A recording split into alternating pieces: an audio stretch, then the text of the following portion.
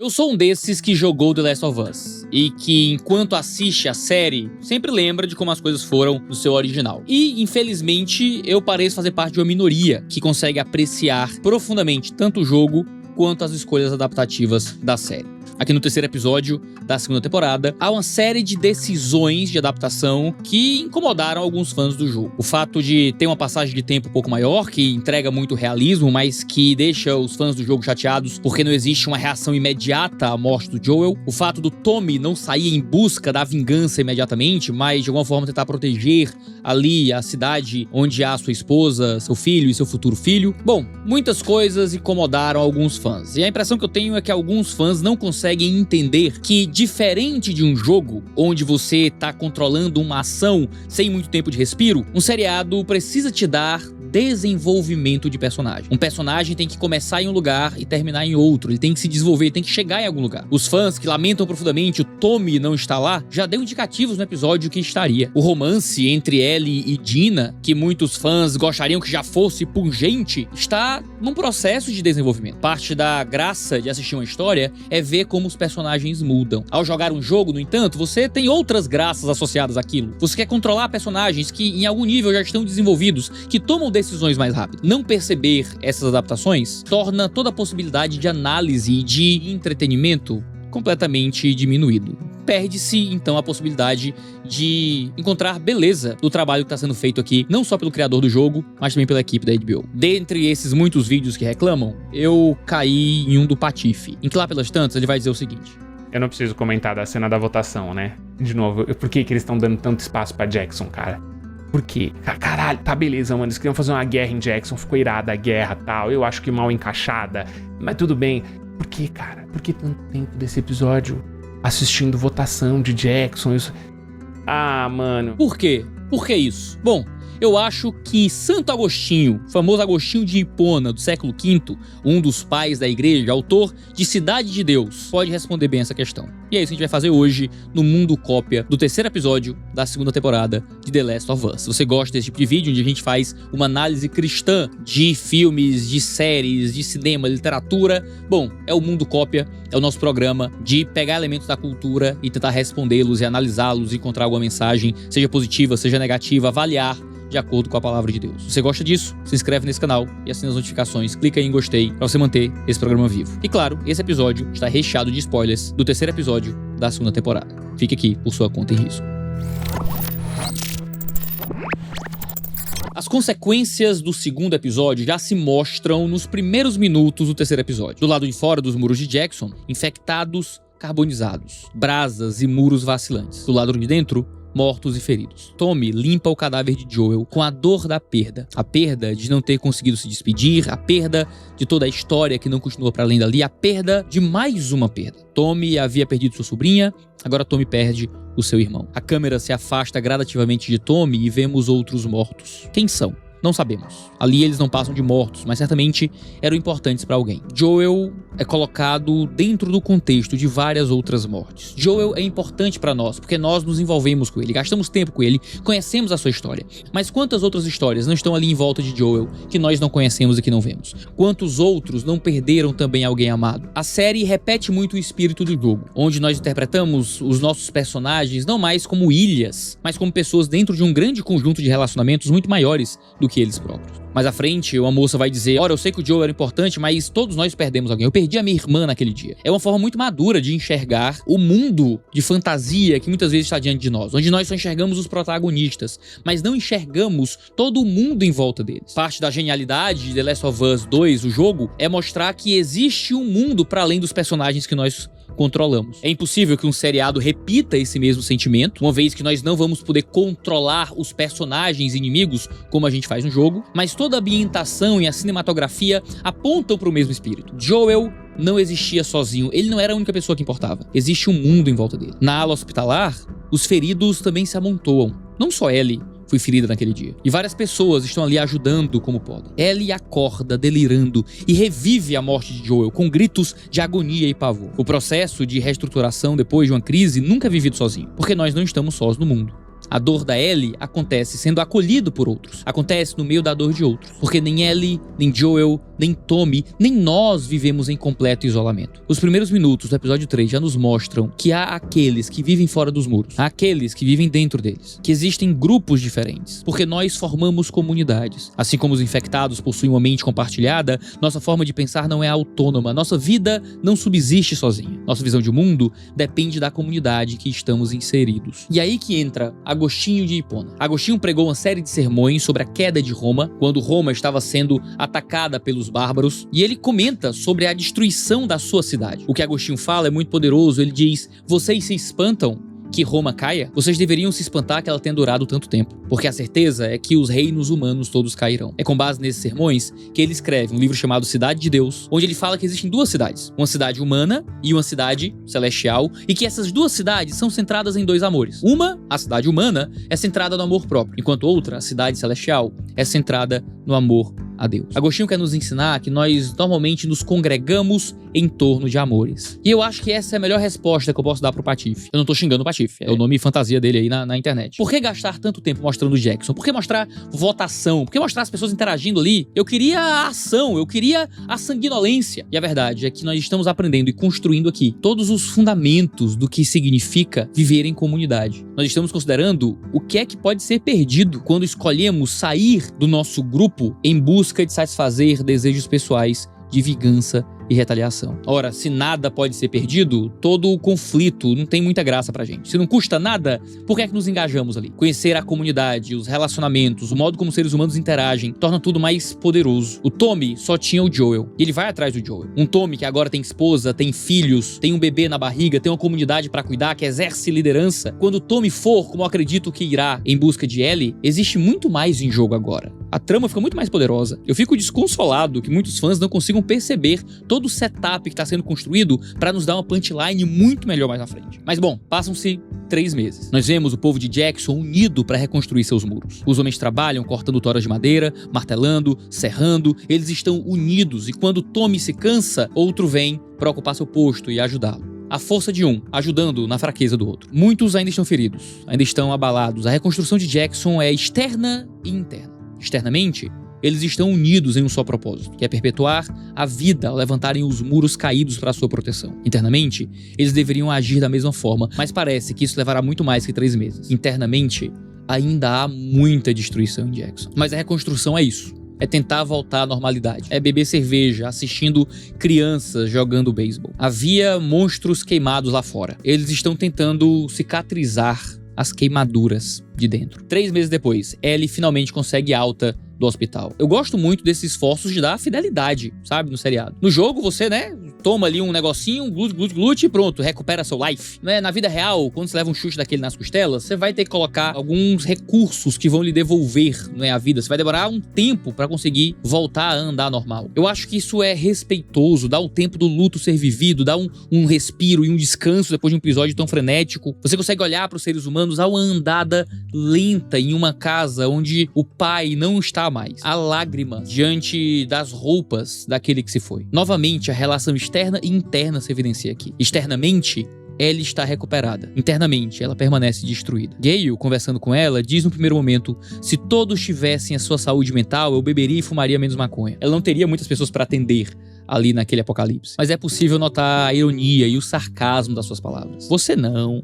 Você tá bem, você tá saudável. Mas nem de longe. Quando Ellie sai do quarto do hospital, onde ela acabou de dizer que seu último momento com a pessoa não definia tudo o que viveram juntos, com um sorriso no rosto que logo se transforma em uma cara fechada de ódio, enquanto caminha em direção à câmera com a luz gradativamente subindo até que ela esteja na escuridão e suma, nós temos muitas mentiras ali. É a mentira da psicóloga, que ironiza dizendo que não, ela tem muita saúde mental. É a mentira dela dizendo que não, aquela foi a última conversa que tivemos, quando no episódio passado ela dá a entender que se ajeitou com o Joel. Por que ela não contou pra psicóloga que provavelmente teve um tempo com o Joel depois daquela briga? Ela não acredita que precisa expor aquilo que há de verdade dentro dela pra aquela mulher. Ela mantém os seus monstros, sejam os positivos, seja até as coisas boas, talvez, lá dentro. Ela não quer abrir quem ela é pra sua comunidade. Ela passa do sorriso pra cara fechada. do rosto iluminado pro rosto escurecido. Ela não está disposta a se reerguer em comunidade. Talvez ela realmente pense que tá bem. Ela pensa que seus muros estão de pé e firmes. Ela conversa com o Tommy depois de descobrir sobre os lobos através de Dina. Ellie quer que Tommy monte o grupo, com ela inclusa, claro, pra ir atrás dos assassinos do Joel. Tommy, que não é besta, diz que isso deveria ser decidido pela comunidade, pelo conselho. Veja que coisa importante. Nossas decisões pessoais podem estar erradas ou serem passionais. A comunidade nos ajuda a refrear os impulsos que nós julgamos que é a única alternativa. Ao fim do episódio, nós sabemos que os Wolves são muito maiores do que se imagina. Se aquela equipe tivesse realmente ido do jeito que Ellie queria, eles seriam identificados por aquele guarda, eles seriam sido mortos por aqueles soldados. É porque eles não tiveram um grupo grande indo até Seattle que eles não foram vistos e mortos. Se a decisão de Ellie tivesse sido seguida sem questionamento, sem a participação da comunidade, provavelmente seriam mais mortos. Não haveria vingança, não haveria justiça. O livro de Provérbios diz que é na multidão de conselhos que há sabedoria. Muitas vezes, as decisões tomadas sozinhas, no impulso da raiva, são só tolice. A reunião do conselho, que foi convocado para decidir se um grupo iria ou não em busca de matar os assassinos de Joel, revela como Jackson ainda precisa se unir internamente como comunidade. A cena do conselho começa com um cara falando sobre milho e plantações, fugindo totalmente do assunto principal do conselho. Em seguida, Rachel fala: Joel era querido, mas ele não foi o único que perdemos. Se 16 de nós saírem, quem nos protegerá? Complementando Rachel, Carlisle fala: não deveríamos nos vingar, perdoar e ser perdoado, sem rancor. Eu nem sou cristão, mas sempre vi sabedoria nisso. É isso que nos separa dos saqueadores e assassinos, nossa capacidade de misericórdia. Perceba como Rachel e Carlisle mostram o que eles entendem por viver em comunidade. Para Rachel, viver em comunidade, antes de tudo, proteger os seus, sofrer juntos, se recuperar juntos. Para Carlisle, eles deveriam ter um senso de coesão comunitária que os diferenciasse dos lobos. Para eles, se eles retaliassem, estariam agindo que nem o grupo assassino. Carlisle entende que o perdão, embora não sendo o caminho mais fácil, é o que os distinguiria de se tornarem tão maus quanto os de fora. Seria uma cidade centrada no perdão, na misericórdia, na não retaliação. Porém, aquele discurso de perdão, aquela pregação cristã de alguém que nem se diz cristão, é refutada pelo homofóbico, pelo cara que chamou a Ellie e a Dina de sapatões, que se importa de que aquilo era a igreja. Que interessante. O Seth, o homem grosseiro, que trata mal aquelas meninas por um beijo homossexual, chateado porque aquilo acontecia dentro de uma igreja, agora tá criticando o cara que tinha um discurso de perdão, que dizia que nem cristão era. As pessoas são complexas na comunidade. Todo mundo pega um pouquinho daquilo que gosta, seja nas religiões, seja do cristianismo ou não. Um maltrata em nome da igreja, outro quer o perdão, mesmo rejeitando o cristianismo. O mundo não é simples. Nunca será, porque comunidades são complexas, sempre serão. Seth chama as pessoas de frouxas por não irem atrás dos assassinos, porque os assassinos voltariam e matariam todo mundo. O apoio de Seth à causa de Ellie é importante discursivamente, porque ele as excluiu por causa do beijo gay. Ele brigou com o Joel. O discurso de Ellie de façam justiça por nós é mentiroso. Gale comenta isso depois. Não é que Ellie simplesmente preferiu uma mentira. Ellie é uma mentirosa. Ela não acredita em nós. Ela não acredita na comunidade. O seu discurso é meramente retórico para convencer o conselho de suas ideias. Ellie já havia dito que acataria a decisão do conselho, mas quando negam seu pedido, ela já planeja sair sozinha imediatamente, mostrando a sua auto-exclusão da comunidade. Por que enfatizar tanto Jackson? O fã do jogo pergunta. A resposta tá no episódio. O episódio começa com Jackson se reconstruindo. No decorrer do episódio, nós vemos os Serafitas. Esse nome ainda não aparece, mas eu quero facilitar a sua vida. Aquele grupo lá religioso são os Serafitas. Pode chamar eles assim. Não é spoiler, não. É um grupo liderado por um pai que caminha com sua filhinha. Você quer um paralelo maior que esse?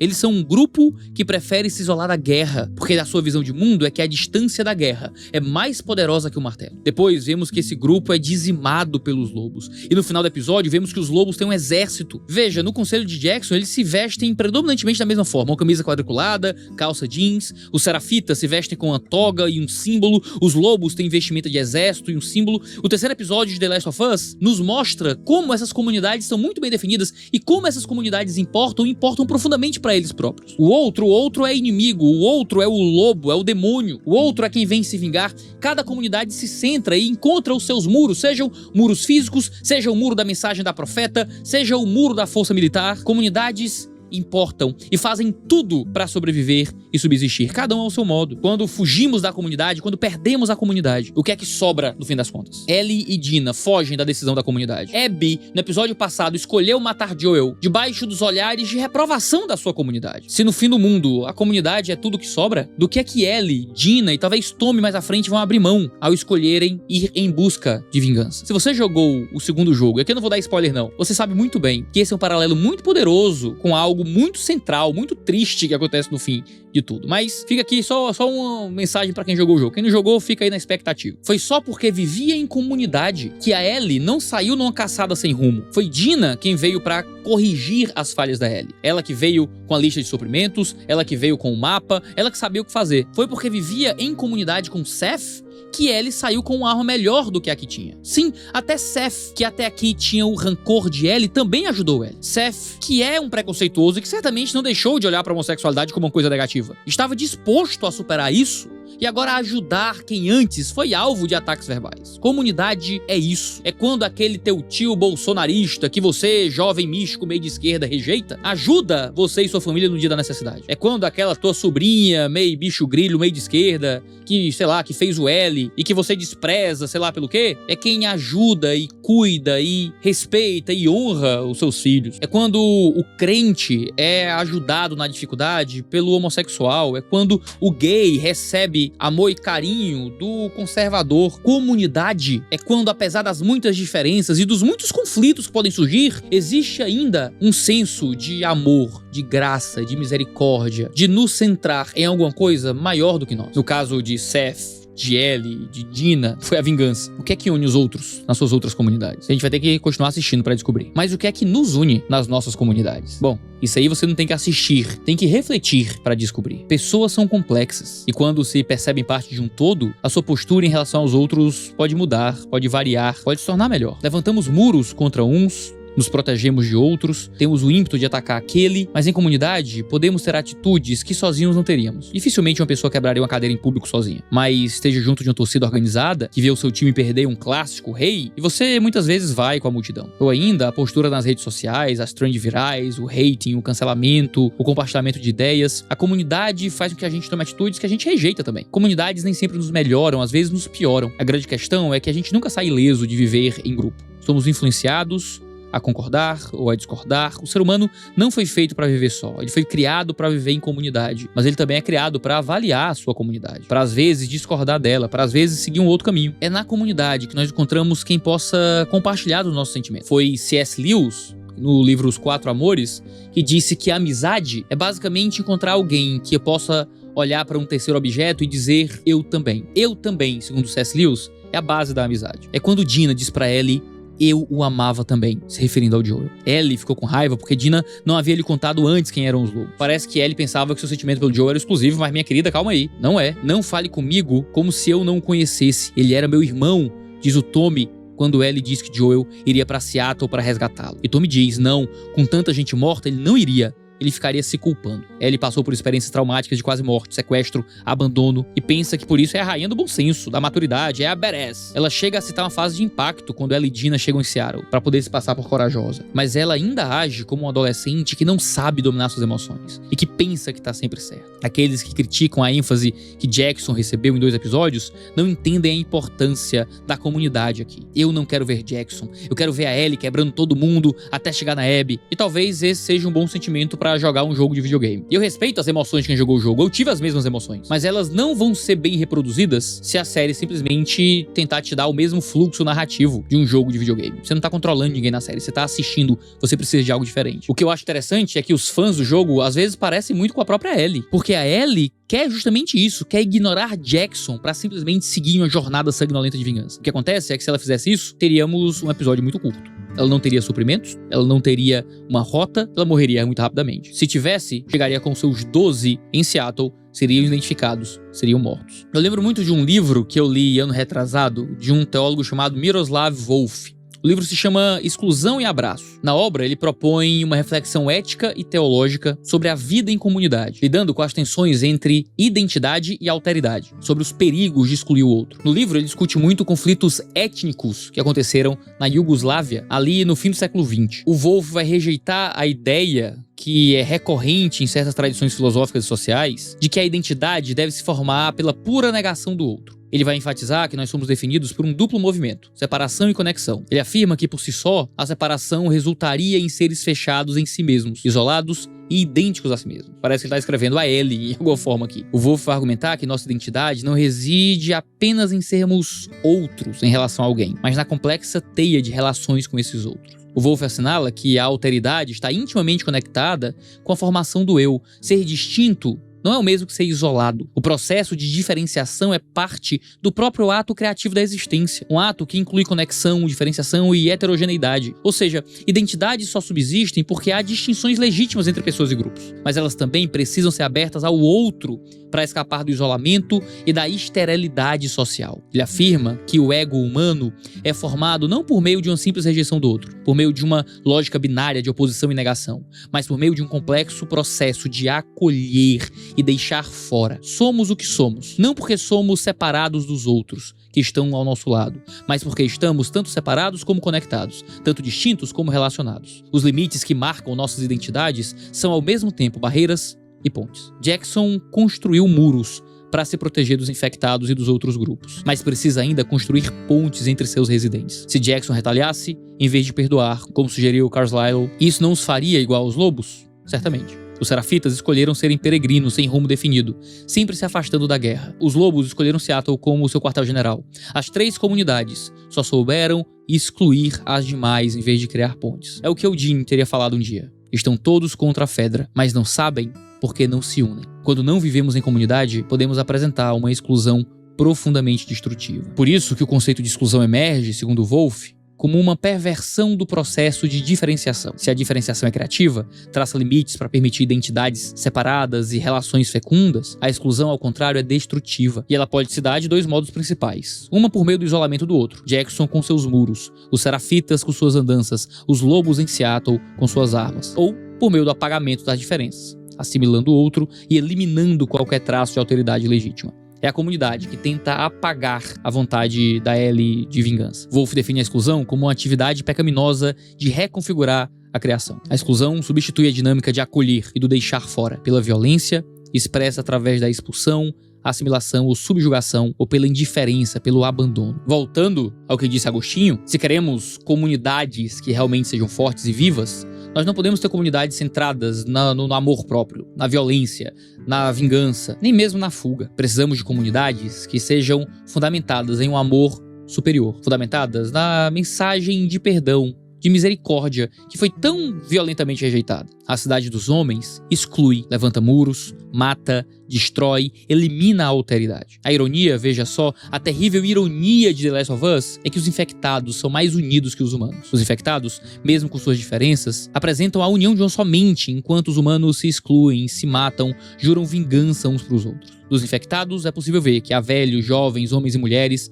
mas essas diferenças não são excludentes, porque se agregaram numa só mente. Então, quando perguntam por que um episódio sobre Jackson? Por que mostrar os serafitas? Será que os lobos importam aqui? Por que apresentar os serafitas? No fim das contas, é porque um episódio sobre Jackson nos mostra de forma contundente que custa muito caro deixar o que importa para trás em busca da vingança. Conversando com Tommy, Gale diz: tem gente que não tem salvação. A consoladora verdade é que os sem salvação, os excluídos, os cansados, os sobrecarregados, os sofredores, os que se veem como necessitados de salvação, os diferentes, todos encontram salvação em Cristo. Esse terceiro episódio se chama O Caminho e parece nos mostrar que existe um único caminho que permite que os nossos corações sejam centrados em algo além de nós mesmos. É quando encontramos comunidades que abraçam, que repreendem, que limitam, que apresentam caminhos de correção e que nos apontam para algo maior do que nós mesmos. Como cristão, essa comunidade é encontrada na igreja, é encontrada no povo de Deus, é encontrada em Cristo. Me pergunto onde Jackson vai encontrar isso. Se o melhor pregador de Jackson diz que nem cristão é. Jackson tem treinador de beisebol. Jackson tem psicólogo. Infelizmente, Jackson não tem pastor. Aparentemente, os grandes religiosos da história seguem uma profeta que morreu 10 anos atrás e se entregam a certos comportamentos. Não quero adiantar pra vocês, mas eu vou estar aqui pra comentá-los toda terça-feira,